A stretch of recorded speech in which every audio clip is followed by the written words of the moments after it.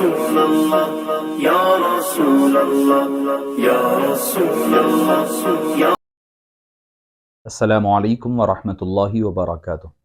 الحمد للہ رب العالمین والصلاة والسلام علی اشرف الانبیاء والمرسلین وعلی آلہ وصحبہ اجمعین سیدنا وقدوتنا محمد الامین علیہ الصلاة والتسلیم وعلی آلہ وصحبہ البررۃ اجمعین والحمد للہ رب العالمین۔ فاعوذ باللہ من الشیطان الرجیم، بسم اللہ الرحمن الرحیم۔ ما ننسخ من آیت او ننسها نأتی بخیر منها او مثلها صدق اللہ العظیم وبلغنا وسندنا رسوله النبی الامین الکریم ونحن على ذلك لمن الشاہدین والشاکرین والحمد للہ رب العالمین۔ ان اللہ وملائکته یصلون علی النبی یا ایها الذین آمنوا صلوا علیہ وسلموا تسلیما۔ اللہم صل وسلم وزد وبارک علی حبیبک سیدنا ونبینا ومولانا محمد وعلی آلہ وصحبہ اجمعین والحمد للہ رب العالمین۔ معزز سامعین کرام، شفیق بزرگوں اور عزیز ساتھیوں،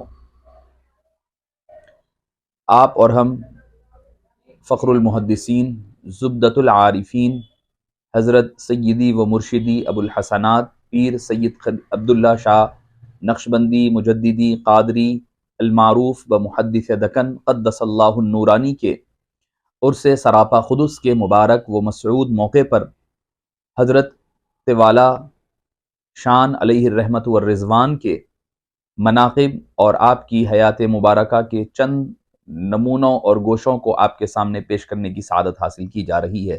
اللہ پاک سے دعا ہے کہ اللہ تعالیٰ تحریک کے تمامی حضرات کو خیر اور عافیت عطا فرمائے اور ہر قسم کے شر اور فتنوں سے محفوظ و مامون فرمائے۔ معزز سامعین کرام، اللہ عز و جل قرآن کریم میں فرماتا ہے ما ننسخ من آیت، ہم کوئی آیت کو منسوخ نہیں کرتے، مگر کیا کرتے ہیں؟ ما ننسخ من آیت او ننسیہا، یا آپ کو بھلا دیا کرتے ہیں، کیا پھر اس کا بدلے میں کیا کرتے ہیں؟ نأتی بخیر منہا او مثلہا، یا تو ہم اس سے بہتر آیت لے آتے ہیں یا اس کے مثل یا اس کے برابر والی آیت لے آتے ہیں۔ یہ تو قرآن کریم کی آیتوں کے حوالے سے ہے۔ یقیناً قرآن کریم کی ہر آیت اپنی ذات اپنے مقام پر معجزہ ہے، نشانی ہے، اللہ کی نشانی۔ جب قرآن کی ایک آیت پڑھو تو اللہ کی یاد آ جائے، اللہ کی نشانی، ایک آیت پڑھو تو اللہ کی یاد تازہ ہو جائے، ایک نشانی دیکھو تو اللہ کے کرشمے یاد آ جائے، اس کی ذات، اس کی صفات، اس کی تجلیات، اس کی تخلیقات، اس کی انوار و تجلیات ہر آیت میں جھلک رہے ہیں۔ اور اسی مقام پر اللہ والے بزرگانان دین وہ ہوتے ہیں جن کے بارے میں تو خود حدیث پاک میں آیا ہے کہ فرمایا کہ کون ہے تم میں کے بہترین؟ خیارکم الذین اذا رؤوا ذکر اللہ، جب تم میں کے بہترین وہ ہے جب ان کے چہروں کو دیکھا جائے تو اللہ یاد آ جائے۔ قرآن کی ادھر آیت پڑھو تو اللہ تک آپ کی رسائی اور ہدایت ملے، ادھر اللہ والے ہیں، بغیر کچھ کہے کے، بغیر کچھ پڑھے کے، حبیب پاک فرما رہے ہیں ان کے صرف چہروں کو دیکھ لینا اللہ کو یاد کرنے کے برابر ہے۔ یہاں آیت پڑھو تو اللہ کی نشانی ملے گی، آیت پڑھو اور سمجھو تو ہدایت ملے گی، اللہ تک پہنچنے کا ذریعہ بنے گا، انوار و تجلیات ملیں گے اللہ عز و جل کے۔ مگر اس طرف اللہ والے کون ہیں؟ خیارکم الذین اذا رؤوا، اذا عملوا نہیں فرمایا، اذا عملوا نہیں فرمایا، اذا رؤوا ذکر اللہ فرمایا، اللہ کے جب ان کے چہروں کو دیکھ لو تو اللہ یاد آ جائے۔ تو معزز سامعین کرام، جب اللہ والے، تو قرآن کریم کی یہ آیت کریمہ میں نے خاص اس لیے پڑھا ہے، ہمارے پیر و مرشد حضرت ابو الفدا پروفیسر ڈاکٹر محمد عبدالستار خان نقشبندی علیہ رحمت والرضوان نے تذکرہ حضرت محدث دکن میں سمجھتا ہوں کہ حضرت عبداللہ شاہ صاحب علیہ رحمت والرضوان کی حیات مبارکہ پر سب سے مستند اور سب سے ضخیم کتاب ہے۔ اس قدر مستند کیونکہ حضرت کی صحبت یافتہ ہے، حضرت کی خدمت میں شب و روز رہنے والے ہیں، ان کی لکھی ہوئی ہے، جنہوں نے شب بھی دیکھا، حضر بھی دیکھا، سفر بھی دیکھا، گھر بھی دیکھا، در بھی دیکھا، مسجد بھی دیکھی، خانقاہ بھی دیکھا، ہر لمحہ حضرت کی عمر، جب حضرت ابو الفدا علیہ رحمہ کی 10 سال عمر شریف تھی تب بیعت کیے، تو آپ کی حضرت محدث دکن علیہ رحمہ کی پوری حیات مبارکہ آپ کے ساتھ رہے، تو آپ اندازہ لگائیے کیا نہیں دیکھا ہوگا، کیا نہیں جلووں سے استفادہ کیا ہوگا۔ ان تمام انوار و تجلیات کو ایک سمندر کی شکل میں جمع فرمایا، اس کا نام ہے تذکرہ حضرت محدث دکن علیہ رحمہ۔ کتاب ہے، بڑی ضخیم کتاب ہے، ہمارے ادارے کی سینٹر کی جانب سے الحمدللہ اس کے 5 ایڈیشنز چھپ چکے ہیں۔ تو میں عرض کر رہا تھا کہ اس آیت کریمہ میں حضرت محدث دکن علیہ الرحمہ کی ولادت باسعادت کے حوالے سے یہ آیت کریمہ کا ذکر فرمایا، اور فرمایا ما ننسخ من آیت او ننسها نأتی بخیر منها او مثلها، جب اللہ کوئی آیت کو منسوخ فرماتا ہے تو اس سے بہتر لاتا ہے یا اس کے مثل لاتا ہے۔ فرما کر کے ایک واقعہ ذکر فرمایا، فرماتے ہیں حضرت سیدی محدث دکن علیہ الرحمہ خود فرمایا کرتے، میں ان دنوں میں یعنی ان ایام میں اس دن پیدا ہوا جس دن حضرت زماخہ شہید علیہ الرحمۃ والرضوان کی شہادت ہوئی، یعنی آپ کی شہادت مبارکہ کم و بیش 6 ذی الحجہ کو ہوتی ہے، 6 ذی الحجہ ہوئی ہے، اور پھر ایام تشریق میں حضرت محدث دکن علیہ الرحمۃ والرضوان کی ولادت، یعنی اللہ نے ایک آیت کو اللہ کے ایک ولی کو لے گیا تو دوسرے ولی کو لے آیا۔ تو ما ننسخ من آیت، او قرآن کی تفسیر اللہ والے جب کرتے ہیں تو پھر دل سے جو بات نکلتی ہے اثر رکھتی ہے، پر نہیں طاقت پرواز مگر رکھتی ہے۔ یہ اللہ والوں کی بولی ہے، اللہ والوں کے کلام سمجھانے کا انداز ہے۔ آپ نے فرمایا ایک اللہ کی نشانی زماخہ شہید اللہ کے اس دکن کی سرزمین سے رخصت ہوئے، اللہ نے دوسری اور ایک نشانی حضرت محدث دکن کی شکل میں روانہ فرمایا ہے۔ ایک نشانی جاتی ہے، دوسری نشانی آتی ہے، کبھی اس کے مثل بھیجتا ہے، کبھی اس سے بہتر و بالا بھیجتا ہے۔ یہ اللہ تعالیٰ کے فیصلے ہے، یہ اللہ تعالیٰ کا انتظام ہے جو روحانیت کو باقی رکھتا ہے اور سلسلہ جاری و ساری رہتا ہے۔ معزز سامعین کرام، دیکھیے آدمی کو جس سے فیض ملتا ہے آدمی وہ فیض کے راستے کا ذکر کرتا ہے۔ اگر آپ پوچھے کہ بھئی پانی کہاں کا ہے تو آپ کہیں گے کہ بورویل کا ہے، آپ کہیں گے کہ نل کا ہے، حالانکہ نل سے تو پانی نہیں آتا، پانی نل سے نہیں آتا، پانی تو آسمان سے برستا ہے۔ اللہ فرما رہے ہیں وَنَزَّلْنَا مِنَ السَّمَاءِ مَاءً، ہم پانی آسمان سے اتارتے ہیں، فَأَحْيَيْنَا بِهِ نَبَاتَ كُلِّ شَيْءٍ فرمایا، وَأَنزَلَ مِنَ السَّمَاءِ مَاءً فَأَخْرَجَ بِهِ مِنَ الثَّمَرَاتِ رِزْقًا لَكُمْ۔ قرآن کریم میں بے شمار مقامات پر یہ آیت کریمہ یہ الفاظ ملتے ہیں کہ ہم نے پانی نازل کیا۔ پانی تو آسمان سے اترا، تالابوں میں سمندروں کے تالابوں کے حوالے ہوا، دریاؤں کے حوالے ہوا، وہاں سے فلٹر ہوتا ہوا، فلٹر کو گیا، فلٹر سے ہوتا ہوا اپنی لائن میں آیا، لائن سے ہوتا ہوا آپ کے گھر کے نل میں آیا۔ تو آپ پوچھیں گے پانی کہاں سے ہے، کہے کا ہے؟ آپ بولیں گے نل کا پانی ہے۔ آپ کو بولا جائے گا بھئی نل کا پانی کہاں سے ہو؟ تو اللہ نے نازل کیا۔ تو کہیں گے بیوقوف آدمی، پانی تو اللہ ہی کا ہے، نازل اللہ ہی کا کردہ ہے، مگر فیض پانی ملا ہے ہمیں نل کے ذریعے سے، واسطے سے، اسی لیے ہم نل کا ذکر کرتے ہیں۔ تو پتہ کیا چلا، فیض تو اللہ ہی کا ملتا ہے۔ کبھی صدقہ حضور اکرم صلی اللہ علیہ وسلم کا بنتا ہے، کبھی کوئی صحابہ کرام کا بنتا ہے، اہل بیت اطہار کا بنتا ہے، کبھی حضور غریب نواز کا بنتا ہے، خواجہ اجمیری کا بنتا ہے، حضور غوث العظم رضی اللہ عنہ، جس کے ذریعے سے فیض ملتا ہے اس کے فیض کا ذکر کیا جاتا ہے۔ تو ہم کو جو فیض علمی ہو وہ روحانی ہو، ہمیں جو فیض ملا ہے سیدی محدث دکن علیہ الرحمۃ والرضوان کا صدقہ ہے، ان کے صدقے میں ملا ہے۔ معزز سامعین کرام، حضور سیدی محدث دکن علیہ الرحمۃ والرضوان کی ذات مبارکہ کیا ہے؟ آپ حسنی سادات، آپ کی والدہ ماجدہ فرماتی ہیں کہ عاجز نے اپنے مقالے میں ایم فل کے اس میں تذکرہ تفصیل کے ساتھ فرمایا، وہ فرماتی ہیں کہ حبیب پاک صلی اللہ علیہ وسلم حضرت محدث دکن کی ولادت سے پہلے میں نے خواب دیکھا، رأیت النبی صلی اللہ علیہ وسلم، میں نے دیکھا کہ ایک نورانی قندیل، رأیت قندیلا نورانیا، میں نے ایک روشن قندیل کو آسمان میں چمکتی ہوئی دیکھا۔ کیا دیکھتی ہوں کہ وہ جو قندیل جو چمک رہی تھی وہ میرے گھر میں اترتی ہے، اور جیسے ہی میرے گھر میں اترتی ہے گھر کا ماحول سارے کا سارا روشن ہو جاتا ہے، منور ہو جاتا ہے، گھر کا چپا چپا روشنی سے چکمگانے لگتا ہے۔ اور فرماتی ہے فحملته بعد ذلك، اس کے بعد میں پھر حاملہ ہوئی، پھر حضرت محدث دکن میرے بطن شکم مادر میں تشریف لے آئے۔ تو پتہ چلا اللہ تعالیٰ، اللہ کے حبیب صلی اللہ علیہ وسلم یہ القاء اور ارشاد فرما رہے ہیں، اشارہ دے رہے ہیں، یہ جو ذات ہے تمہارے گھر میں آنے والی ہے، تمہارا گھر ہی روشن نہیں کریں گے بلکہ سارے کا سارا دکن روشن ہوگا۔ دکن ہی نہیں، میرے حدیث پاک کی روشنی جا بجا بکھیریں گے، ہر مقام پر میرے علم کی روشنی، میرے حدیث پاک کی، حدیث نبوی کی روشنیوں کو بکھیرنے کے لیے لڑکا قندیل کی شکل میں آ رہا ہے۔ اور قندیل کس کا؟ اللہ، وہ اللہ کے رسول کا جلایا ہوا قندیل ہے۔ قندیل آدمی کب جلاتا ہے؟ جب آدمی کو رات ہوتی ہے تو جلا لیتا ہے، اور بجھاتا کب ہے؟ جب سونے لگتا ہے۔ نہ اللہ سونے والا ہے، وہ حی و قیوم ذات ہے، وہ ہمیشہ سے ہے، ہمیشہ رہنے والا ہے۔ لا تأخذہ سنۃ ولا نوم، نہ اسے اونگ آتی ہے نہ اسے نیند آتی ہے، جب وہ سوتا ہی نہیں ہے تو بجھانے کی کیا ضرورت پڑتی ہے؟ تو ایک مرتبہ جو قندیل جلا دیا ہے وہ قندیل اب جلتا ہی جا رہا ہے، اور وہی الفاظ اللہ نے حبیب پاک کے لیے استعمال فرمائے، وداعیا الی اللہ باذنہ وسراجا منیرا، روشن چراغ فرمایا، اور حبیب پاک صلی اللہ علیہ وسلم نے جو بشارتیں عطا فرمائی اسی بشارتوں کی روشنی میں آپ نے اپنی کتاب کا نام بھی زجاجۃ المصابیح رکھا۔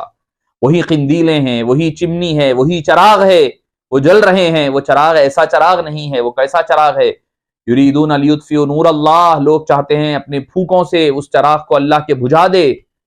ولیکن متم نورہ ولو کرہ الکافرون، اللہ نے تو اپنے چراغ کو مکمل فرما دیا ہے، اور کافر جتنا بھی چاہے کوشش کر لیں وہ کامیاب و کامران نہیں ہو سکتے۔ یہ اللہ کا لگایا ہوا چراغ ہے، حبیب پاک کا اس کو تیل اور ہر چیز سے روشنی فیض پہنچایا ہوا چراغ ہے۔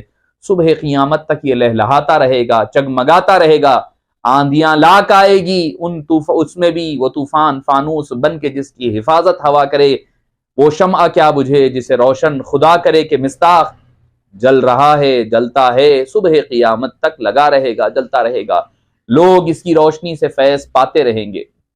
تو معزز سامعین کرام، حضرت محدث دکن علیہ الرحمۃ والرضوان، جن کی آمد سے پہلے حبیب پاک صلی اللہ علیہ وسلم نے اشارے کے ذریعے سے بشارت عطا فرما دی، مگر اس کے باوجود آپ اپنے علم میں، اپنے عمل میں، اپنے فضل میں، اپنے روحانیت میں اضافے کے لیے اساتذہ کرام کی مجالس میں جا رہے ہیں، کبھی کرامت علی صاحب پاس جا رہے ہیں، کبھی کوئی محدث کے پاس، کبھی کوئی فقیہ کے پاس، ہر جگہ جا کر کے علم ظاہری حاصل فرما رہے ہیں، اور اپنے مریدین و متوسلین کو بتا رہے ہیں دیکھو میرا طریق کیا ہے، میرا طریق کیا ہے، پہلے علم شریعت حاصل کرو، شریعت میں پختگی حاصل کرو، اس کے بعد معرفت اور طریقت کے راستوں پر جائیں۔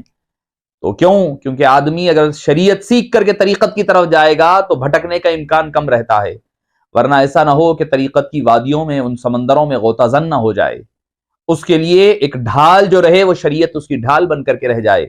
حضرت شاہ عبدالحق محدث دہلوی علیہ الرحمہ نے کیا خوبصورت بات فرمائی، فرماتے ہیں کن فقیہا صوفیا ولا تکن صوفیا فقیہا۔ آپ فرماتے ہیں کہ فقیہ صوفی بنو، یعنی پہلے فقہ حاصل کرو، پہلے علم ظاہری حاصل کرو، پھر تصوف اور حقیقت کی طرف جاؤ، نہ کہ تصوف اور طریقت حاصل کر کے علم ظاہری کی طرف آؤ۔ تو معزز سامعین کرام، حضرت سیدی محدث دکن علیہ الرحمہ اپنے متبعین کو، مریدین کو، متوسلین کو، معتقدین کو بتلا رہے ہیں میرا طریق تو یہ ہے، میرا طریق امیری نہیں فقیری ہے، خودی نہ بیچ غریبی میں نام پیدا کر۔ حضرت محدث دکن علیہ رحمت والرضوان نے ہمیں یہ اسلوب، یہ طریقہ عطا فرمایا۔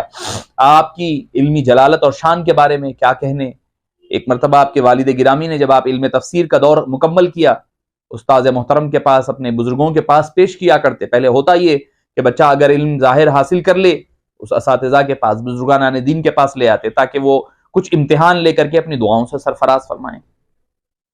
سیدی محدث دکن علیہ رحمہ کو لے جایا گیا، بٹھایا گیا، فرمانے لگے ٹھیک ہے آپ کیا پڑھیں؟ تو تفسیر یہ پڑھے ہیں، ٹھیک ہے کوئی ایک سورہ کی تفسیر فرمائیے۔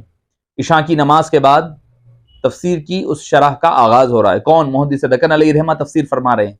بتلایا جاتا ہے کہ سورۃ الفجر کی، والفجر ولیال عشر، ہم تو ہزاروں مرتبہ یہ سورت پڑھتے ہیں، معنی بھی کبھی ترجمے ہو جاتے ہیں، کر 5-10 منٹ میں نکل جاتے ہیں، مگر محدث دکن علیہ رحمہ عشاء کے بعد سے جو تفسیر کا آغاز ہوا، صبح صادق ہو گئی، یعنی فجر کا وقت آ گیا، تہجد کا وقت، ابھی سورہ فجر کی صرف ایک تنہا تفسیر میں رکے ہوئے ہیں۔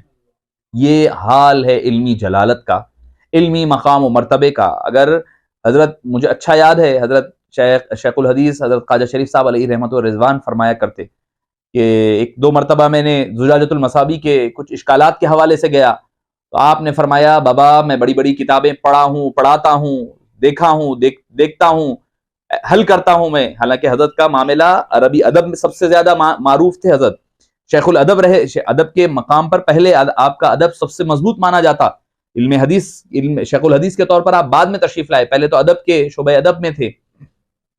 آپ فرمانے لگے بابا محدث دکن علیہ الرحمت والرضوان کی شرح جو فرمائی ہے وہ سب سے ادق ہے، فرمایا میں کئی مرتبہ رک جاتا ہوں، مجھے آگے نہیں بڑھنے آتا کہ بھئی یہ کیا مسئلہ ہے، کیا ہے، کدھر ہے، مجھے سمجھ نہیں آتا۔ ترجمے میں کئی مرتبہ، کون؟ شیخ الحدیث صاحب علیہ رحمہ فرماتے ہیں میں جب شرح میں حدیث کے ترجمہ کر لینا آسان ہے، فرمایا حدیث کا ترجمہ ہوتا تو میں کہہ دیتا، مگر حضرت نے جو شرح فرمائی ہے بڑا مشکل کام ہے، بڑا ادق کام ہے۔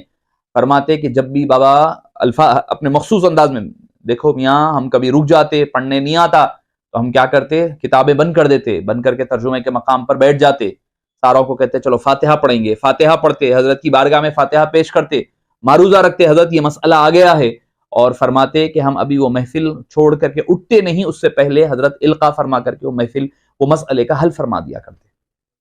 یہ عالم ایسے جلیل القدر عالم جن کا ادب پڑھنے لگو تو آپ عربی عبارات نہیں پڑھ سکے، لوگ اس محدث پر نہ جانے کیا کیا تنقیدیں کر دیتے ہیں، کوئی کہہ دیتا ہے کوئی یہ ہے کوئی وہ ہے فلاں فلاں، کوئی آپ کے کوئی معترضین غیر مخلدین اپنے طور پر کریں تو اور بات ہے، کبھی اپنے بھی ہوتے ہیں کہ کیا ہے، کسی نے کہا نا کہ اپنے بھی خفا مجھ سے ہیں بیگانے بھی ناخوش، میں زہر ہلاہل کو کبھی کہہ نہ سکا قن، کبھی اپنے بھی تن ترازی کرنے لگتے ہیں، کہنے لگتے ہیں حضرت نے یہ کیا، حضرت نے وہ کہا، حضرت نے ایسے لکھ دیا، حضرت نے وہ کیا۔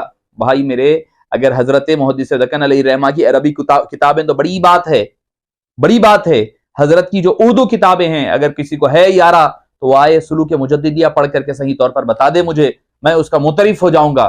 جن کو اردو حضرت کی لکھی ہوئی اردو نہ سمجھ میں آئے تو حضرت کی عربی کہاں پڑھ سکیں گے؟ جب حضرت کی عربی نہ پڑھ سکے تو حضرت کا مقام و مرتبے کا اندازہ کیا لگا سکتے؟ معزز سامعین کرام، حضرت میں سمجھتا ہوں کہ سب سے زیادہ اگر غیر مقلدین کو زک پہنچی ہے، کمر ٹوٹی ہے کسی سے، تو حضرت سیدی محدث دکن کی ذات مبارک ہے۔ آپ یقین جانیے، کسی بعض کہتے ہیں بھئی ہزاروں تقریریں اپنی جگہ ہوگی، تقریر ہم کریں گے، بات کہی جائے گی، سنی جائے گی، ہوا ہو جائے گی، بات ختم ہو جائے گی، مگر آپ نے فقہ حنفی کو پورے کے پورے احادیث سے استدلالات کے ذریعے سے جمع فرمایا، اس کا کوئی انکار نہیں کر سکتا۔ کوئی کہتا تھا کہ رفع یدین کرنا ہے، میں شافعی حضرات کو نہیں کہہ رہا ہوں، ہم تو ان کا ادب احترام سے نام لیتے ہیں، چاہے امام شافعی ہو، امام احمد بن حنبل، امام مالک، سارے ہمارے سروں کے تاج ہے، اگر وہ کوئی بات کہے ہیں تو وہ دلیل کی بنیاد پر کہیں۔ اب ایک صاحب کہنے لگے مصعب آپ شافعی کا احترام، امام شافعی کے مخلدین کا احترام کرتے ہیں، امام احمد بن حنبل کا احترام کرتے ہیں، پھر اہل حدیث حضرات کا کیوں نہیں کرتے؟ تو میں نے کہا کہ امام شافعی، امام احمد بن حنبل وغیرہ ان لوگوں نے فقہ پر کام کیا ہے، تحقیق کی ہے، تحقیق کرنے کے بعد اس نتیجے پر پہنچے ہیں تقلید کے ذریعے سے، نہ کہ راست حدیث فہمی کے ذریعے سے، نہ راست قرآن فہمی کے ذریعے سے۔ میں نے کہا اب رہی بات دوسرے حضرات کی، انہوں نے نہ تو یہ تقلید کی ہے نہ کوئی تحقیق کی ہے، بس ایک حدیث راست مل گئی، ظاہری معنی پر عمل کرتے ہیں، اس وجہ سے ہم ان کو نہیں مانتے، اس وجہ سے ان کا ہم احترام کرتے ہیں، ہمارے سروں کے تاج ہے۔ معزز سامعین کرام، کوئی غیر مخلدین رفع یدین کرتے ہیں، ان کا جواب سب سے بہتر انداز میں، حدیثی انداز میں، چونکہ وہ نام ہی اپنا حدیث سے رکھے تھے اہل حدیث، ان کا جواب حدیث کی زبان میں دیا ہے۔ ان کو ان کے میدان میں، ان کو ان کی فیلڈ میں کسی نے شکست دی ہے تو وہ محدث دکن کی ذات ہے۔ رفع یدین کر رہے ہیں وہ لوگ، پیر چیر کر ٹھہرنا ہے، باب اٹھا کر کے پڑھ لیں آپ، آمین زور سے کہنا، زجاجۃ المصابیح پلٹا کر کے اٹھا کر کے دیکھ لیں، ایک ایک باب میں 20 25 حدیثوں کو جمع فرمایا ہے، کئی طرق سے بیان فرمایا ہے، اصول و ضوابط بیان فرمائے ہیں، اور وہی اصول و حدیث بعض ایک صاحب نے کہا، ایک میں نے جب باہر تھا اس وقت ایک میں نے غیر مقلد جو عالم تھے ان کے سامنے میں نے زجاجہ کا ذکر کیا تو انہوں نے کہنے لگے کہ اس میں تو ضعیف احادیث ہے۔ میں نے کہا کہ کس نے کہا ہے ضعیف ہے؟ انہوں نے کہا کہ ابن حجر الاسقلانی نے کہا، فلاں لمائنی نے کہا، فلاں نے کہا۔ میں نے کہا جن علماء نے یہی کہا ہے کہ حدیث ضعیف ہے، حدیث ضعیف کا جو ڈیفینیشن بنائے ہیں، ان لوگوں نے کیا یہ بات نہیں کہی ہے کہ جب 3-4 ضعیف حدیثیں یک جگہ جمع ہو جائے تو اس کا ذوف ختم ہو جاتا ہے، وہ حسن اور تواتر کے درجے تک پہنچ جایا کرتی ہے؟ میں نے کہا یہ بات تو ان لوگوں نے بھی کہی ہے۔ میں نے کہا آپ جس کا حوالہ دے رہے ہیں میں بھی اسی کا حوالہ دے رہا ہوں، جہاں اس بات کا ذکر کیا گیا کہ یہ حدیث ضعیف ہے، اس میں یہ بھی کہا گیا کہ جو حدیث ضعیف ہے اس میں اگر کئی ضعیف احادیث ایک جگہ جمع ہو جائے تو اس کا ذوف ختم ہو جاتا ہے۔ تو معزز سامعین کرام، غیر بھی جن کے قائل ہو جائیں، حضرت آج کے دور کے، اگر آپ آج کے دور کے بھی فتنے اٹھا لیں، آج کے دور کے بھی فتنے اٹھا لیں، ان آج کے دور کے فتنوں کا بھی جواب اگر آپ کو ملے گا تو حضور محدث دکن کی زجاجۃ المصابیح میں آپ کو برملا کھلا ملے گا، آپ کو کہیں تردد کی۔ آج لوگ پریشان، ارے بھائی ہم سعودی جاتے ہیں، وہ فلاں عرب ملک چلے گئے، وہاں پر ظہر کے ساتھ اثر پڑھ لیے، مغرب کے ساتھ عشاء ملا لی جاتی ہے، سفر میں وقت ہو نہ ہو چلتا ہی رہتا ہے۔ آپ نے جو بہترین اس کی تطبیق فرمائی ہے احادیث کی، یہ نہیں کہا کہ بخاری میں جو حدیث ہے آپ صلی اللہ علیہ وسلم نے ظہر اور عصر ملا کر پڑھا ہے اس کا انکار نہیں کیا۔ سب سے بڑا کارنامہ یہی ہے احناف کا۔ لوگ کہتے ہیں کہ ہم حدیث پر چلنے والے، میں کہتا ہوں سب سے زیادہ حدیث پر چلنے والے تو ہم ہیں۔ آپ تو حدیث ضعیف، صحیح، حدیث موضوع کاٹ دیتے ہیں، ہم تو کہتے ہیں کہ ہر حدیث پر عمل کیا جا سکتا ہے، ضرورت ہے اس کے درمیان تطبیق کرنے کی۔ حضرت محدث دکن علیہ الرحمہ نے حدیث کی تطبیق فرمائی، کیا فرمایا؟ فرماتے ہیں یقیناً آپ صلی اللہ علیہ وسلم نے نمازوں کو ملایا ہے. کیسے ملایا ہے؟ آپ نے الجمع بین الصلاتین آپ نے یقیناً کیا ہے. آپ فرماتے ہیں آپ نے کیسے کیا؟ آپ کرتے کیا؟ ظہر کی نماز کا وقت ہوتا، اور حدیث لائے ہیں عبداللہ بن عمر رضی اللہ عنہما سے، جو پہلی حدیث پاک ہے وہ یہ ہے، آپ ظہر کی نماز کو آخر تک ٹال دیتے. یعنی مثال کے طور پر اگر 3:15 عصر کا وقت شروع ہے، مثال کے طور پر کہہ رہا ہوں، 3 بجے تک ظہر کی نماز کو ٹال دیتے، ٹال کر کے وضو کرتے، ظہر کی نماز پڑھتے، 5-10 منٹ ہو گئے، ابھی 5 سے 10 منٹ باقی ہوں گے، اس وقفے کے لیے آپ انتظار فرما لیتے، ذکر و اذکار ہوتے، اس کے بعد جیسے ہی عصر کا وقت شروع ہوتا عصر کی نماز پڑھ لیا کرتے. ظہر کو ظہر کے وقت میں، عصر کو عصر کے وقت میں. جمع الصلاتین بین الصلاتین، یعنی دو نمازوں کو جمع کرنے کا طریقہ یہ ہے فرمایا، اور وہ بھی حدیث سے، اپنی طرف سے نہیں، اپنی طرف سے کوئی تطبیق نہیں فرمائی، اپنی طرف سے کوئی ذکر نہیں فرمایا. اور یہ امام ابو داؤد نے نقل کیا یہ حدیث کو، جو حدیث میں آپ کے سامنے ذکر کر رہا ہوں. مغرب کا بھی حوالہ دیا، مغرب میں آپ فرمایا کہ چلتے رہو، سفاری چل رہے. انہوں نے کہا یا رسول اللہ اندھیرا چھا رہا ہے، آپ نے فرمایا سفر کرتے رہو. انہوں نے کہا یا رسول اللہ اور اندھیرا، آپ نے فرمایا چلتے رہو، یہاں تک کہ مغرب کا آخر لمحہ آیا، آپ نے فرمایا اب اتر جاؤ. مغرب پڑھی، کچھ وقفہ فرمایا، پھر عشاء کی نماز ادا فرمائی، پھر سفر جاری رہا. معزز سامعین اکرام، آج کے دور میں اگر غیر مقلدین کو سب سے بہترین جواب ہے تو ان کا جواب یہی ہے کہ ان کو احادیث کی زبان میں ان کے نام اور میدان میں جواب دینے کی ضرورت ہے، جو ایک کارنامہ حضرت سیدی محدث صدقہ علیہ رحمہ نے فرمایا. آپ اگر حضرت کا پہلی جلد اگر زجاجۃ المصابیح کی اٹھا کر کے پڑھیں تو آپ کیا فرماتے ہیں کہ میں ارادے میں تھا کہ میں کتاب چھپواؤں، کتاب لکھوں. اور اچھا آپ کو ایک اور بات بتاتے چلوں، حضرت سیدی محدث صدقہ علیہ رحمہ کسی مدرسے کے پڑھے ہوئے نہیں ہیں، کسی جامعہ کے، کسی مدرسے کے فارغ نہیں تھے. آپ کوئی مدرسہ، لوگ ہوتا ہی ہے کہ مدرسے کی وجہ سے وہ معروف ہوئے سمجھتے ہیں. اللہ تعالیٰ نے چاہا کہ آپ کی جو شان ہے، آپ کی جو معرفت ہے، آپ کی جو شہرت ہے، اللہ چاہتا تھا آپ کی ذاتی رہے. آپ نے یقیناً بانی جامعہ سیدی و محدث سیدی و مرشدی حضرت امام اہل سنت امام انوار اللہ فاروقی فضیلت جنگ علیہ الرحمت والرضوان بانی جامع نظامیہ علیہ الرحمت والرضوان کے پاس آپ نے علم ظاہری و باطنی کا حصول فرمایا، مگر وہ جامعہ میں نہیں تھا. شام کے وقت علیحدگی کے ساتھ جو علیحدہ جا کر پڑھا کرتے، اس طرح آپ جا کر کے علم، رشد و ہدایت آپ نے بانی جامعہ علیہ الرحمت والرضوان سے حاصل فرمائی. کوئی مدرسے میں نہیں پڑھے، کوئی جامعہ میں نہیں پڑھے، مگر آپ اپنی ذات میں خود ایک مدرسہ تھے، آپ اپنی شخصیت میں خود ایک جامعہ تھے. اور حیرت کی بات ہے کہ خود زجاجۃ المصابیح جو حضرت حضرت محدث صدقہ علیہ رحمہ کی ہے، وہ خود جامعہ کے مولوی کے نصاب میں شامل ہے. یہ فضل کتنا بڑا فضل ہے کہ اس کے جامعہ کے فارغ نہیں ہونے کے باوجود، بانی جامعہ کے یقیناً فارغ ہے، اس کے باوجود آپ کی کتاب نصاب میں شامل ہے اور پڑھوائی جاتی ہے. یہ کس قدر اور فضیلت کی بات آپ کو بتاؤں. حضرت ابو الوفا الافغانی علیہ رحمہ، جن کو ثانیہ امام اعظم ابو حنیفہ کہا جاتا ہے، اور حضرت محدث دکن کے معاصر ہے، یعنی ایک ہی دور کے ہے. ایسا نہیں ہے کہ چلو کوئی بڑے پہلے بات کے ہے، چلو بانی جامعہ کا اگر کوئی کتاب کا درس اگر حضرت محدث دکن دے یا امام حضرت ابو الوفا الافغانی دے تو سمجھ میں آتی ہے بات، چلو ٹھیک ہے بھائی، استاد ہے، بڑے ہے، پہلے والوں کا بعد والے دیں تو سمجھ میں آتا ہے، ادب و احترام. مگر حضرت محدث دکن کی کتاب زجاجۃ المصابیح کا درس حضرت ابو الوفا الافغانی دیا کرتے تھے. حضرت ابو الوفا الافغانی زجاجۃ المصابیح کا درس دیتے تھے ہر اتوار کے دن اپنے دولت کدے پر، اپنے دولت خانے پر جلال کوچے میں. اس سے اندازہ لگائیے کہ ایک تو حضرت ابو الوفا الافغانی اور حضرت محدث دکن کی دونوں کی محبتوں کا پتہ چلتا ہے، یعنی دونوں کے دل ایک دوسرے سے کس قدر پاک اور صاف اور شفاف تھے. شفاف کس قدر ہے آج ہمیں یہ نظر نہیں آتا. معاف فرمانا، ہم آج کے دور میں تو ایسا دیکھا جا رہا ہے، ایک عالم ہے دوسرے عالم کی برائی کرتا ہے، ایک استاد دوسرے آنے والے استاد کی برائی ہو رہی ہے. ہم اس سطح پر اترے ہوئے ہیں، مگر اگر آپ دیکھیں تو کس قدر محبتیں ہیں، کس قدر رافتیں، کس قدر چاہتے ہیں ایک دوسرے کے درمیان. ایک دوسرے کا حضرت محدث دکن کا درس دیا کرتے کتاب کا. اور بابا حضور علیہ رحمہ اکثر چونکہ حضرت ابو الوفا الافغانی علیہ رحمہ کے درس میں شریک رہتے تو فرماتے، کئی مقامات پر فرماتے، بھائی اس معاملے میں میں حضرت شیخ فرماتے، حضرت شیخ منفرد ہے اس معاملے میں، یعنی عصر کی نماز کا مسئلہ ہے، ظہر کا آخر تاخیر سے پڑھنے کا مسئلہ ہے، کئی معاملات میں فرماتے ہیں حضرت شیخ کی انفرادیت ہے، حضرت شیخ اس میں منفرد ہے.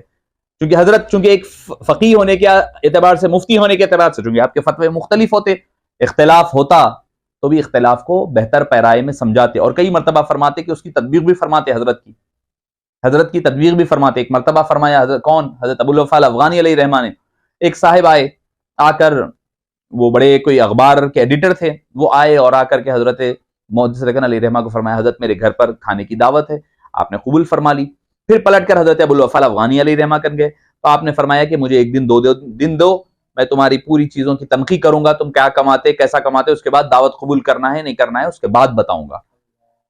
چلے گئے، 2 دن کے بعد آئے، اخبار کے مدیر ہے، بڑے ایڈیٹر آئے، آنے کے بعد کہا کہ بھئی ہاں کیا ہے؟ بولے تمہارے گھر پہ دعوت میں نہیں آ سکتا۔ بولے کیوں؟ بولے تمہارے اخبار میں نے ساری چیز دیکھی، تمہارے اخبار میں ایک طرف تم حدیث چھاپتے ہو، دوسری طرف جو ہے فلم کا اشتہار چھاپتے ہو، تو برائی کی دعوت دے رہے ہو تم لوگوں کو، اس میں شریک ہے، تو تمہارا پیسہ، تمہاری کمائی مشکوک ہے، میں تمہارے گھر دعوت میں نہیں آؤں گا۔ کون؟ حضرت ابوالوفا الافغانی علیہ رحمہ۔ وہ ایڈیٹر صاحب، مدیر صاحب کہنے لگے حضرت محدث دکن نے قبول فرما لیا ہے۔ آپ نے فرمایا وہ سمندر ہے، وہ سمندر میں چڑیا اگر پیشاب کر دے یا بیٹ کر دے تو پانی ناپاک نہیں ہوتا، وہ سمندر ہے، وہ علم کے معرفت کے سمندر ہے، وہ اس میں پانی میں اگر چڑیا بیٹ بھی کر دے تو کوئی فرق نہیں پڑنے والا، میرا معاملہ وہ نہیں ہے، میں نہیں کر سکتا۔ پھر وہ آئے حضرت محدث دکن سے معافی چاہے، حضرت ابوالوفا الافغانی، آپ نے حضرت محدث دکن نے پھر فرمایا کہ بھئی کیا ہے تمہارا کاروبار؟ یہ ہے یہ ہے یہ ہے۔ بولے اور کچھ؟ بولے میرے کچھ باغات ہے کہیں پر آم وغیرہ کے۔ آپ نے فرمایا ٹھیک ہے، جب اس کی فصل کٹ جائے اس پیسے سے پھر دعوت کرنا۔ پھر وہ پیسہ جب آیا تو پھر آ کر کہنے لگے حضرت یہ میرا باغ ہے، باغ کے پیسے ہے، وہ باغ کے پیسوں سے جو ہے میں یہ دعوت کر رہا ہوں۔ تب حضرت ابوالوفا الافغانی علیہ رحمہ شرکت فرمائے۔ تو آپ کا مقام و مرتبہ، دونوں کی محبتیں بتانا چاہ رہا ہوں، آج یہ ہمارے پاس نظر نہیں آتا۔ علماء ورسس مشائخ ہے، وہ تو اپنی جگہ ہے، ہم علماء کے درمیان ہیں، ایک دوسرے کی ٹانگ کھینچنے میں ہم لگے ہوئے ہیں، ایک دوسرے کی برائیاں کر رہے ہیں۔ پھر ہم جب عالم ہو کر کے کریں گے، برائیوں میں لگے رہیں گے، تو پھر عوام کیا کریں گے؟ تو معزز سامعین اکرام، میں بات میری تھوڑا مقام سے ہٹ گئی تھی، آپ اس کو جملہ معترضہ کے طور پر کہہ لیں۔ حضرت سیدی محدث دکن فرماتے ہیں میں ارادہ کیا کب سے، جب میں مشکات پڑھا کرتا تھا۔ مشکات کب پڑھتے ہیں؟ ہم تو مولوی میں پڑھے ہیں مشکات المصابیح، سب سے پہلی کتاب جو کسی بھی جامعہ میں پڑھائی جاتی ہے وہ مشکات المصابیح ہوتی ہے، سب سے پہلی اولین کتاب ہوتی ہے مشکات المصابیح جو پڑھائی جاتی ہے۔ سیدی محدث دکن کیا فرماتے ہیں؟ جب میں مشکات المصابیح پڑھنے لگا، آپ کی فکر کی بالائی دیکھیں، بلندی دیکھیں، آپ کی فکر اور آپ کی جو مقام و مرتبہ، سوچ اور فکر کا مقام و مرتبہ دیکھیں۔ آپ کیا فرماتے ہیں؟ جب میں مشکات المصابیح پڑھنے لگا تو میرے ذہن میں یہ خیال آیا کہ ایک ایسی کتاب ہو مشکات کے نہج پر جو حنفی دلائل کو سپورٹ کرنے والی، استنباط کرنے والی حدیثوں کی دلائل ہوں۔ اللہ اکبر! طالب علمی کے دور میں یہ فکر ہے، یہ سوچ ہے، آپ کا یہ سوچنے کا انداز اور نہج ہے، تو آگے کا عالم کیا ہوگا آپ خود اندازہ لگائیے۔ دور طالب علمی میں، وہ بھی ابتدائی دور میں، جب حدیث کی پہلی کتاب پڑھ رہے ہیں، جب آپ آگے پڑھے ہوں گے، صحاح ستہ میں پہنچے ہوں گے، بخاری پڑھے، مسلم پڑھے، تو اور عالم انوار و تجلیات کا، آپ کی فکر کی بلندی کا عالم کیا ہوگا، اس کا ذکر تو ہمیں ملتا نہیں، مگر اندازہ لگا سکتے ہیں آپ۔ حضور سیدی محدث دکن علیہ رحمہ کی پہلی منزل، آپ فرماتے ہیں کہ میں نے جب کام شروع کیا، حدیثیں جمع کرنے لگا، مگر بڑا کام تھا، مجھے ہو نہیں رہا تھا، میں ہمت نہیں جٹا پا رہا تھا۔ ایک رات کیا دیکھتا ہوں، رأیت فی المنام بدر الدجا صدر العلا نور الہدا مصباح الظلم۔ فرماتے ہیں کہ میں نے بدر الدجا کو، کہف الورا کو، حبیب پاک صلی اللہ علیہ وسلم، جو روشن تابناک چہرے والے حبیب پاک کی زیارت فرمائی۔ حبیب پاک صلی اللہ علیہ وسلم نے مجھے اپنے سینے مبارک سے لگایا، لگانے کے بعد فرماتے ہیں کہ میرے سارے سینے کے دروازے کھل گئے۔ کیوں نہ ہو، اللہ جس کو فرمایا لم نشرح لک صدرک، کیا حبیب ہم نے آپ کے سینے مبارک کو نہیں کھولا؟ وہ سینے مبارک سے جب لگایا ہوگا تو اس کا اندازہ آپ خود لگائیں کہ کیا عالم رہا ہوگا، سارے ظاہر و باطن کے معارف و انوار کھل گئے۔ حضرت سیدی محدث دکن فرماتے جب میں خواب سے اٹھا تو بس میرا دل روشن ہے، ذہن کشادہ ہے، آنکھیں نم ہے، دل مطمئن ہے، اب طبیعت مستعد ہے، اب کام شروع کرنا ہے۔ آپ نے زجاجۃ المصابیح کا کام شروع فرمایا۔ بابا حضور علیہ رحمہ فرماتے کہ آپ صبح چلے جاتے سینٹرل لائبریری آصفیہ، جو آج کی سینٹرل لائبریری ہے افضل گنج پہ، جا کے صبح جو بیٹھ جاتے لکھنے کے لیے، احادیث جمع کرنے کے لیے، چونکہ کتب خانے تو تھے نہیں، انٹرنیٹ کا دور نہیں ہے کہ کون سی کتاب حدیث کہاں ہے کدھر ہے، وہ دور تو کھنگالنے کا تھا۔ آپ یقین جانیے میں نے میرے پی ایچ ڈی کے وقت ایک دن مکمل سینٹرل لائبریری میں گزارا، مجھے یہ نہیں سمجھ آ رہا تھا کہ کون سی کتاب کہاں پڑی ہوئی ہے۔ انڈر گراؤنڈ میں سیلار میں گیا تو بس وہاں کا عالم ہی عجیب ہے، ایک منٹ کے لیے بو کی وجہ سے جو دواؤں کی اور کتابیں ہاتھ نہیں لگا ہے، مہینوں سے کتابیں جمی ہوئی ہے، پیپر ایسا پلٹاؤ تو پھٹ رہا ہے. اس قدر خستہ حالی میں، اس قدر گندی بو ہے، یعنی دواؤں کی جو کیمیکلز ہوتے ہیں اس کی اسمیل سے مجھے سفوکیشن ہو رہا، دم گھٹ رہا تھا. حضرت محدث دکن صبح جو چلے جاتے، دن بھر بیٹھتے، رات جب لائبریری بند ہوتی تب نکل کر کے واپس آتے. بابا حضور فرماتے لائبریرین جب دیکھتا کہ حضرت دن بھر بیٹھے ہوئے ہیں تو کبھی چائے بن، کبھی کوئی ملئی بن، ایسی چیزیں بنا کر کے حضرت کے سامنے پیش کر دیا کرتا خدمت کے طور پر، تو حضرت اس کو نوش فرما لیتے اور لکھتے لکھتے لکھتے آپ کا یہ جو آستین مبارک ہوتا وہ قلم میں ڈباتے، دوات میں لکھتے لکھتے یہ پورا کالا ہو جاتا تھا. اتنا آستین کس کے لیے؟ کوئی نام نہیں، کوئی نمود نہیں، کوئی شہرت نہیں، کوئی دبدبا نہیں، کسی کو دکھاوا نہیں ہے، کوئی فیس بک پہ ڈالنے والی بات نہیں، کوئی ٹویٹر پہ ڈالنے والی بات نہیں ہے. جو بھی ہے اللہ کے لیے ہے، امت مسلمہ احناف کے لیے، صبح قیامت تک آنے والوں کے لیے ذخیرہ جمع کرنا ہے. ہم نے اپنے اسلاف کو بھول گئے ہیں، ہم اپنے محسنین کو بھول گئے ہیں. وہ محسنین کیا احسان ہم پر فرمائے ہیں، ہم نے ان احسانات کو بھلا دیا. دادا بیر علیہ رحمٰن نے کتاب لکھ دی، زجاجۃ المصابیح جمع ہو گئی. اب ہونے کے بعد آپ خود تذکرہ محدث دکن میں ہے کہ آپ نے وہ کتاب اشاعت العلوم کو بھیجا جامعہ کے، وہاں رکی رہی، نہیں چھپی کتاب، اسباب نہیں بنے. تو آپ آخر میں فرمائے کہ بھائی مجھے میری کتاب واپس دے دیجئے. جامعہ کے اشاعت العلوم سے آپ نے وہ کتاب منگوا لی، اپنے پاس رکھ لیا. اب منگا کر کے آپ نے رکھ لیا، وہ لکھی ہوئی کتاب حبیب پاک کے اشارے اور حکم پر لکھی ہوئی ہے. اب وہ ایسے ہی نہیں رہ سکتی. ایک حضرت عبدالرزاق صاحب ناندیڑ کے رہنے والے، وہ کیا دیکھتے ہیں کہ خواب میں دیکھتے ہیں کہ حضرت محدث دکن بیٹھے ہوئے ہیں، نور کا حالہ ہے، نور نکلنا چاہتا ہے مگر وہ باہر نکلنا نہیں نکل پا رہا ہے. پریشان ہوئے. جب آپ نے دوسروں سے ذکر کیا تو انہوں نے کہا کہ آپ نے صحیح دیکھا ہے، حضرت سیدی محدث دکن علیہ رحمٰن نے کتاب لکھی ہے، زجاجۃ المصابیح نام ہے اس کا، وہ چھپی نہیں ہے، وہ باہر نہیں آ پا رہی ہے لوگوں کے فائدے کے لیے. تو اس وجہ سے آپ نے ایسے دیکھا ہوگا. تو وہ کہے کیا خرچ آتا ہے، تو غالباً 8,000 یا 12,000، مجھے یاد نہیں ہے ایگزیکٹلی فیگر. اس دور میں انہوں نے فوری طور پر منی آرڈر کر کے ڈرافٹ بنا کر کے حضرت سیدی محدث دکن علیہ رحمٰن کے پاس بھیج دیا. وہ کتاب پھر جو صندوقچے میں رکھی ہوئی تھی پھر سے نکالی گئی. اب پروف ریڈنگ کا کام حضرت عبدالستار خان صاحب علیہ رحمت و رضوان فرماتے ہیں کہ آج اس پھر حاضر ہو جاتا. صبح میں تہجد کے وقت حضرت محدث دکن کے پاس پہنچ جاتا، کام ہوتا، پروف ریڈنگ وغیرہ کا چلتا، شام پھر وہاں سے یونیورسٹی چلا جاتا، یونیورسٹی سے پلٹ کر پھر محدث دکن کے پاس آتا.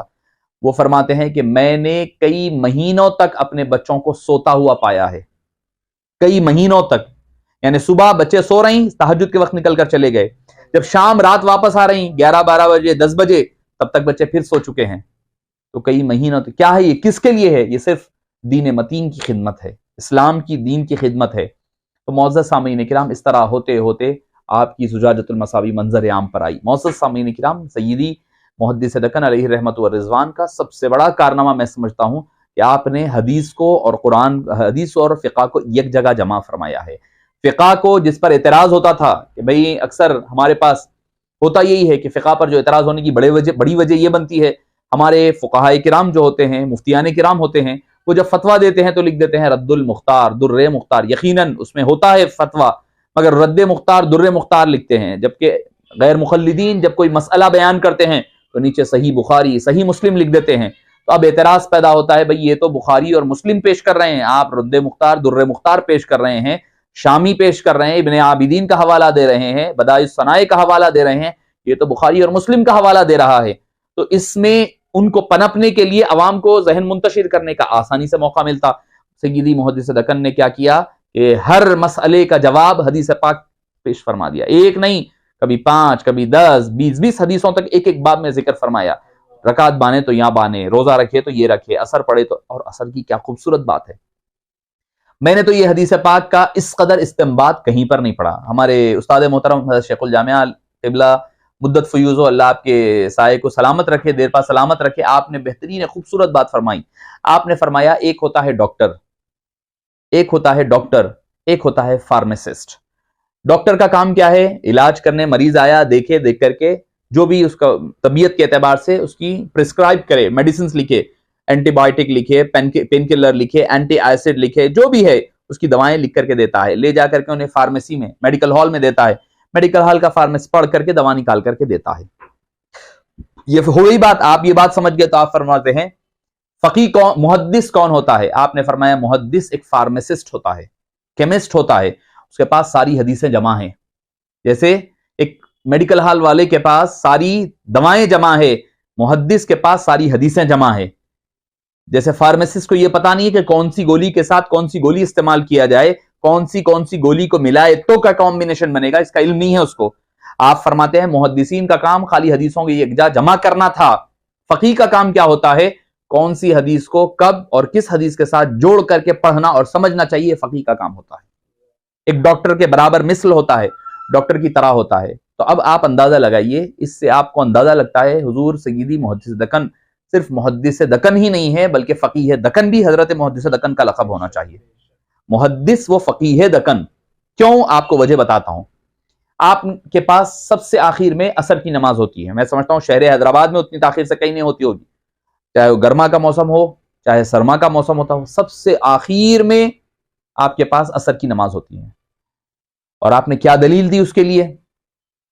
فرمانے لگے ایک حدیث پاک لائی، حدیث پاک آپ اور ہم اکثر سنتے ہیں، اور وہ حدیث اکثر میں نے جو جتنوں سے علماء وغیرہ سے سنی ہے امت محمدیہ کے فضائل میں سنی ہے۔ آپ فرماتے ہیں کہ ایک حبیب پاک صلی اللہ علیہ وسلم نے تمثیل بیان فرمائی، مثال دی، کیا؟ ایک آدمی باہر گیا، جا کر کے ایک نوکر کو، کام کرنے والے لیبر کو پکڑ کر لا کر اس سے فجر سے ظہر تک کام لیا، لے کر اس کو ایک قیرات، یعنی آج کے دور میں 1 روپیہ دیا، سمجھیے 100 روپے، جو بھی آپ سمجھ سکتے ہیں، اندازہ لگا لیں، ایک قیرات دیا، اس کو بھیج دیا۔ پھر بازار گیا، دوسرے کو لایا، ظہر سے عصر تک اس سے کام لیا، اس کو 2 قیرات دیا، بھیج دیا۔ تیسرے کو لا کر عصر سے مغرب تک کام لیا، اس کو 3 قیرات دیا۔ یہ تمثیل ہو گئی۔ آپ نے فرمایا فجر سے ظہر تک کام کرنے والے یہودی تھے، ظہر سے عصر تک والے نصارہ تھے، عصر سے مغرب تک والے امت محمدیہ ہے، یعنی یہودیوں سے سب سے زیادہ کام لیا گیا، اجرت سب سے کم ملی۔ نصارہ ان کی بنسبت تھوڑا کام ہوا، اجرت بھی تھوڑی بڑھ کے ملی۔ امت مسلمہ سب سے کم وقت، کم سے کم کام، سب سے زیادہ اجرت۔ یہ تشبیہ دی حضرت نبی پاک صلی اللہ علیہ وسلم نے حدیث پاک میں، ہم نے آپ نے کئی مرتبہ پڑھی۔ اب محدث دکن نے اس حدیث کو کہاں لا رہے ہیں؟ دیکھیے آپ، استنباط ہو رہا ہے حدیث پاک سے، حدیث صحیح سے، حالانکہ عصر کا، نماز کا کوئی دور دور تک اس میں تعلق نہیں ہے، کون سے وقت میں کیا پڑھنا ہے۔ آپ فرماتے ہیں عصر اور مغرب کا جتنا کم وقت ہوگا اتنی زیادہ فضیلت امت محمدیہ کی بنے گی۔ آپ صلی اللہ علیہ وسلم نے فرمایا سب سے کم وقت امت محمدیہ کا، سب سے زیادہ اجرت۔ تو آپ فرماتے ہیں اگر عصر ہم پہلے پڑھ لیں، مثال کے طور پر جیسے شافعی اور حنبلی پڑھتے ہیں 3:30 بجے پڑھ لیں، تو اگر آپ 1:30 بجے عصر، 3:30 بجے 1:30 بجے ظہر، 3:30 بجے عصر، اور پھر آپ اگر 6 بجے 6:30 بجے مغرب پڑھ رہے ہیں، تو ظہر عصر کا ٹائم کم ہو جا رہا ہے، عصر اور مغرب کا ٹائم بڑھ جا رہا ہے۔ تو جو فضیلت امت محمدیہ کی ہے وہ فضیلت خارج ہو جا رہی امت سے، وہ فضیلت نصارہ کو مل جا رہی ہے۔ آپ فرماتے ہیں نہیں، سب سے جتنا کم وقت ہوگا اتنی زیادہ فضیلت امت محمدیہ کی اس سے قائم ہوگی۔ یہ فرما کر کے آپ نے کیا کہا؟ عصر جتنی تاخیر سے پڑھو گے اتنا زیادہ ثواب ہے۔ آپ نے سب سے آخر میں عصر کی نماز رکھی۔ تو آپ اندازہ لگائیے، صرف محدث ہوتے تو حدیث جمع کر دیتے، مگر حدیث سے یہ جو استنباط نکالا ہے یہ ایک فقیہ کا کام ہوتا ہے۔ تو حضرت محدث دکن صرف محدث ہی نہیں بلکہ فقیہ دکن بھی ہے۔ آپ فقیہ ہندوستان کہیں آپ تو بھی آپ کی ذات مبارکہ کے بارے میں کم ہے۔ آپ کے علمی جلالت کے بارے میں عرض کرنے بیٹھوں تو شاید وقت کافی ہو جائے گا۔ آپ کی جو شان، آپ نے پوری ظاہری زندگی اپنی علم دین میں لگا دی، آخر کے 3-4 سال، بابا فرماتے آخر کے 3-4 سال حضرت کی بزرگی ظاہر ہوئی لوگوں پر، تو یہ عالم ہے آپ کے مریدین کا، متوسلین کا۔ آپ جب اگر اندازہ لگائیے شروع سے ہوتا تو مریدین کا عالم کیا ہوتا، اور فرماتے کہ اچھا ہوا اللہ تعالیٰ نے چھپائے رکھا، اگر پہلے یہ سلسلہ شروع ہو جاتا تو کتابوں کا کام نہیں ہوتا تھا۔ تو معزز سامعین کرام، حضرت سیدی محدث دکن علیہ رحمت و رضوان، حضرت پہلے تو مسکین شاہ صاحب علیہ رحمہ کے دستے پرس پر آپ نے بیعت فرما چکے تھے، پھر تلاش میں درویش کی، مجذوب کی، حضرت شاہ بخاری شاہ صاحب علیہ رحمت و رضوان کے پاس تشریف لے گئے۔ وہاں پر جاتے فجر کی نماز آپ اپنے پیر و مرشد کے ساتھ پڑھتے، حسینی علم سعید آباد جاتے، حسینی علم سے سعید آباد، فرماتے کبھی کبھی اگر تاخیر ہو جاتی تو آپ فجر کی نماز چوک میں ادا فرماتے، ورنہ سعید آباد تشریف لے جاتے اور وہاں جا کر کے آپ فجر کی نماز اپنے پیر و مرشد کے ساتھ ادا فرماتے، اور وہیں مراقبہ ذکر ہوتا، اس کے بعد علم، روحانیت، جو بھی ہوتا ہے سلوک آپ کا طے ہوا کرتا۔ آپ کیا، چونکہ مہینہ بھی مبارک مہینہ ہے حضور بڑے پیر رضی اللہ عنہ ارضاہ کا، تو آپ کے ایک کرامت کے حوالے سے عرض کر اپنی گفتگو ختم کر دوں۔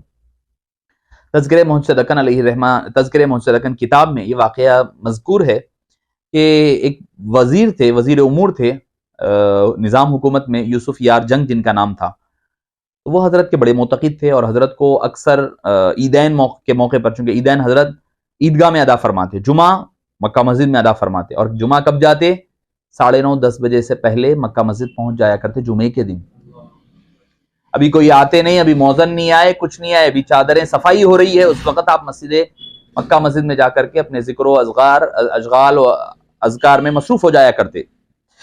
معزز سامعین کرام، حضرت محدث دکن علیہ رحمت و رضوان عیدین وہاں پڑھا کرتے۔ تو یہ یوسف یار جنگ صاحب تھے، حضرت کے بڑے معتقد تھے، بڑے پیر کے بھی معتقد تھے۔ تو وہ کیا کرتے، ہر دن ہر عید کے موقع پر کار لے کر آتے، حضرت کو اس میں جلوہ فکر ہونے کے بعد عیدگاہ لاتے اور لے آتے۔ یہ آپ کا معمول رہا۔ ایک مرتبہ آئے، آ کر عرض کرنے لگے، حضرت حضور، بڑے پیر کے بڑے معتقد تھے، حضور میں جو ہے اس بار حج کے لیے جا رہا ہوں، تو اس بار میں آپ کی خدمت میں حاضر نہیں ہو سکوں گا عید کے لیے، البتہ حسب دستور آپ کے پاس غریب کی سواری جو ہے کار پہنچ جائے گی اور آپ کو لے جائے گی اور لائے گی، میں وہاں رہوں گا۔ تو حضور حضرت محدث دکن علیہ رحمہ کی زبان مقدس سے نکل گیا، آپ جب تک کہاں رہیں گے، آپ تو انا للہ ہو جائیں گے۔ وہ نہیں سمجھے، ہوئی بات۔ پھر ذکر بھی فرمایا، حضور بڑے پیر کن جانے کی بڑی خواہش ہے۔ آپ نے فرمایا ٹھیک ہے، اللہ تعالیٰ آپ کی خواہش کو پورا بھی فرمائے گا۔ اب اس کے بعد سفر کا آغاز ہوا، یہاں سے کہیں بمبئی وغیرہ گئے، بمبئی سے پلین نکلا، جانے لگے، کچھ خرابی ہو گئی پلین، حالانکہ یہاں سے ڈائریکٹ جانا تھا سعودی عرب کے لیے، مگر کچھ خرابی ہونے کی وجہ سے ایمرجنسی لینڈنگ بغداد پہ کرنا پڑا۔ ایمرجنسی لینڈنگ بغداد میں ہو رہی ہے، اب جاجو کے وہیں ہونا تھا۔ انہوں نے پوچھا کہ بھئی ہم باہر جانا چاہتے ہیں، انہوں نے کہا کہ نہیں بھائی نہیں جا سکتے۔ کتنا ٹائم ہے؟ بولے اتنا ٹائم لگے گا ٹھیک ہونے میں۔ بولے نہیں بھائی ہم نہیں چھوڑ سکتے آپ کو۔ جب زبردستی کرنے لگے تو انہوں نے کہا ٹھیک ہے اتنی دیر میں جا کر آ جائیے۔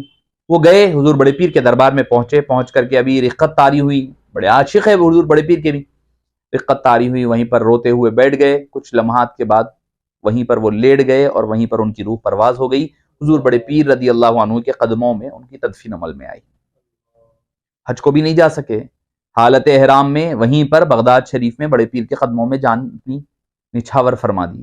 یہ واقعہ حضرت تذکرہ محدث دکن میں لکھا جاتا ہے۔ یعنی حضرت محدث دکن کی کرامت دیکھیں، آپ کو پتا ہے کہ آپ انا للہ ہو جائیں گے جب تک فرمانا، اس طرف اشارہ فرما رہا ہے۔ حضور بڑے پیر کن جانے کا تو کوئی ارادہ نہیں ہے، مگر آپ نے فرمایا انشاءاللہ آپ کی وہ بھی تمنا پوری ہوگی۔ تو وہاں سے وہاں سفر، وہاں سے وہاں ہو رہا ہے۔ بتلا رہے ہیں کہ حضور بڑے پیر حضرت غوث اعظم حضرت محدث دکن فرما رہے ہیں، جو میرے قدموں میں آ جاتا ہے میں اس کو غوث پاک کے قدموں میں ڈال دیا کرتا ہوں۔ یعنی میرے قدموں، میرے پاس آنے والا ایسا نہیں ہے کہ میں کسی سے توڑ کر نہیں، بلکہ حضور بڑے پیر سارے اولیاء کے سردار ہیں، سلطان الاولیاء ہے، سارے سردار اولیاء ہے، جو جاتا ہے اسی در سے ہو کر کے جانا پڑتا ہے۔ آپ لے جا کر کے بڑے پیر کے قدموں میں پہنچا دیتے ہیں۔ بڑے پیر بھی بتا رہے ہیں، عبداللہ شاہ محدث دکن جو کہہ دے، جو زبان سے نکل جائے، ہم بھی اس کی لاج رکھ لیا کرتے ہیں۔ انہوں نے کہا تھا کہ آپ ہمارے پاس آئیں گے، حضور بڑے پیر نے اپنے قدموں میں ان کو جگہ عطا فرما دی۔ انہوں نے صرف حاضری کا ارادہ کیا تھا، مگر چونکہ زبان محدث دکن سے نکل گیا تھا تو اللہ تعالیٰ نے، حضور بڑے پیر نے اللہ کے فضل سے ان کو نہ صرف دربار کی زیارت نصیب فرمائی، قدموں میں جگہ بھی مرحمت فرما دی۔ یہ ہوتا ہے بزرگانان دین کا فیض، ان کے نام لیوا یہ۔ اور حضرت محدث دکن علیہ رحمہ کے ہی کارنامے، اگر آپ انفرادیت میں اگر کہوں تو حضرت محدث دکن علیہ رحمہ، میں سمجھتا ہوں کہ سب سے پہلے شہر حیدرآباد میں جماعت تہجد کا آغاز فرمایا رمضان میں۔ اس وقت بڑے بڑے فقہا اعتراض کرتے کہ بھئی نفل نماز کی کوئی جماعت نہیں ہو سکتی، اعتراضات ہوا کرتے، مگر اللہ ماشاءاللہ آج دیکھ لیں آپ، تقریباً ہر مسجد میں، ہر مکتب فکر میں، ہر ایک کے پاس تہجد کا اہتمام ہو رہا ہے، چاہے وہ اہل سنت سے تعلق رکھنے والے ہو یا کسی اور مکتب فکر سے تعلق۔ کوئی نام پر صلاۃ اللیل کہہ لیں آپ، وہ بھی پہلے نہیں ہوتی تھی، اب وہ بھی کر رہے ہیں صلاۃ اللیل کے نام پر۔ میں سمجھتا ہوں کہ سارا کا سارا فیض اور صدقہ محدث دکن علیہ رحمہ کا ہے۔ آپ کی نظر دوربینی والی نظر ہے کہ آپ نے لوگوں کو اس مقام پر لا کر کے ڈال دیا، لوگوں میں ایک خشوع اور خضوع کے ساتھ جمع ہونے کا موقع، یہ پہلے نہیں ہوتا تھا۔ یہاں تک کہ علماء جامع نظامیہ بھی، فقہاء کرام جو تھے، مفتیان کرام بھی اس کے جواز کے، جیسے میں نے حضرت ابوالوفا الافغانی علیہ رحمہ کا ذکر، آپ خود بھی اس کے قائل نہیں تھے، مگر بعد میں دنیا نے دیکھا کہ آپ کی کرامت کہہ لیں، ایسا پھیلا کام کہ بس آپ جماعت اثر لے لیں، یہ آپ کی انفرادیت ہے، آپ تہجد کی نماز لے لیں، یہ آپ کی انفرادیت ہے۔ اور حضرت محدث دکن علیہ رحمہ سے پہلے ہمارے جتنے نقشبندی اکابرین ہیں وہ سفید رنگ کا امامہ باندھا کرتے، مگر محدث دکن وہ پہلی ذات ہے جنہوں نے زرد امامے کو اختیار فرمایا۔ آپ اوپر چلے جائیں حضرت شاہ بخاری شاہ صاحب علیہ رحمہ سے اوپر چلے جائیں، چاہے حضرت مسکین شاہ صاحب علیہ رحمہ ہو، حضرت سعد اللہ شاہ صاحب نقشبند دکن علیہ رحمہ لے لیں، حضرت غلام علی شاہ صاحب لے لیں، یا اوپر تک آپ چلے جائیں تو ہر ایک کے پاس کیا ملے گا؟ ہر ایک کے پاس صرف نقشبندی مجددی ملیں گے، مگر حضرت محمد صدقن علیہ رحمہ کے پاس نقشبندیت بھی ہے، مجددی بھی ہے، ساتھ ہی ساتھ آپ قادری سلسلے میں بھی بیعت فرمایا کرتے ہیں۔ یہ ایک انفرادیت حضرت سیدی محدث صدقن علیہ رحمت والرضوان کی ہے۔ اللہ تعالیٰ نے آپ کو ایسے کئی کمالات عطا فرمائے۔ اگر کوئی چاہتا ہے کہ آپ کے عربی کتاب کا تو میں نے حوالہ دیا، اس کے علاوہ اگر کوئی چاہتا ہے کہ دل کی دنیا کی آبیاری کرے تو اسے چاہیے کہ گلدستہ طریقت یعنی سورہ یوسف کی تفسیر پڑھ لے۔ اگر کسی کا دل دنیا داری کی طرف پڑا ہوا ہے تو وہ کتاب المحبت پڑھ لے یا سلوک مجددیہ پڑھ لے۔ اگر کوئی چاہتا ہے کہ رمضان میں کیسے زندگی گزارے، فضائل رمضان پڑھ لے۔ اگر کسی کا دل اہل بیت اطہار سے کبھی میلہ ہو رہا ہے تو اسے چاہیے کہ شہادت نامہ کھول کر پڑھ لے۔ میں سمجھتا ہوں کہ ہزاروں ذاکرین، ان کے جو ماتم مجاورین ہوتے ہیں، میں سمجھتا ہوں وہ سارے وار کر کے پھینک بھی دیا جائے تو ایک شہادت نامہ نہیں لکھ سکتے۔ وہ جتنا کہتے ہیں آپ پڑھیں گے تو پتا چلے گا، وہ روتے ہوں گے دکھاوے کے لیے، مگر جب آپ شہادت نامہ پڑھیں گے کہ آپ کی آنکھوں سے خود بخود آنسو رواں ہونے لگ جائیں گے۔ اگر کسی کا دل میلاد پاک سے میلہ ہو رہا ہے تو میلاد نامہ اٹھا کر کے پڑھ لے، پتا چل جائے گا کہ میلاد نامے میں ایسی گتھیوں کو سلجھایا ہے۔ بڑے بڑے لوگ جو بات کہنے سے کتراتے ہیں، حضور سیدی محدث دکن علیہ رحمت والرضوان نے برملا بغیر کوئی تردد کے ذکر فرمایا، ایسا ذکر فرمایا کہ پڑھنے والے دنگ رہ جائے۔ کنت کنزن مخفیہ کے جو راز کھولا ہے، شاید صوفیہ اکرام بھی بیان کرنے سے ہچکچائیں اور رکیں، بڑے بڑے علماء رک جائیں، وہ گتھیوں کو آسانی کے ساتھ، اور پھر بات طریقت کی بھی ہو مگر شریعت کا پیمانہ لبریز نہ ہونے پائے، شریعت کے پیمانے سے بعد باہر نہ نکلنے پائے، وہاں پر جا کر رک جاتے ہیں۔ جب آپ نے ایک ذکر فرمایا، حضرت سیدنا آدم علیہ السلام کی ذکر فرمایا، مثال دی کیا؟ جب آپ کی تخلیق ہوئی تو آپ نے نکاح کے بعد حضرت سیدتنا حوا علیہ السلام کی قربت کا ارادہ فرمایا۔ اللہ تعالیٰ نے فرمایا اے آدم مہر ادا کرو۔ بولے مہر تو کچھ ہے نہیں۔ آپ نے فرمایا میرے حبیب پر درود و سلام پڑھیں۔ واقعہ حدیث ذکر فرما دی مواہب لدنیہ کی۔ اب مسئلہ بیان کر رہے ہیں، شریعت بیان کر رہے ہیں، یہ تو عقیدت ہو گئی۔ حبیب پاک کے مقام و مرتبے کا، آپ کے درود و سلام کی اہمیت کا ذکر ہو گیا، ذکر فرما دیا۔ لوگ بعض وقت پوچھتے ہیں کہ بھئی آپ لوگ کیوں بار بار درود و سلام سے ہی شروع، ہر چیز کا ذکر درود سلام ہر ایک میں نے کہا کہ ہمارے خمیر میں درود و سلام ملا ہوا ہے۔ حضرت آدم حضرت حوا کے قرب میں گئے تو درود و سلام پڑھ کر گئے، تو ہمارا خمیر درود و سلام سے بنا ہوا ہے، اسی لیے ہر چیز میں ہمیں درود و سلام نظر آتا ہے۔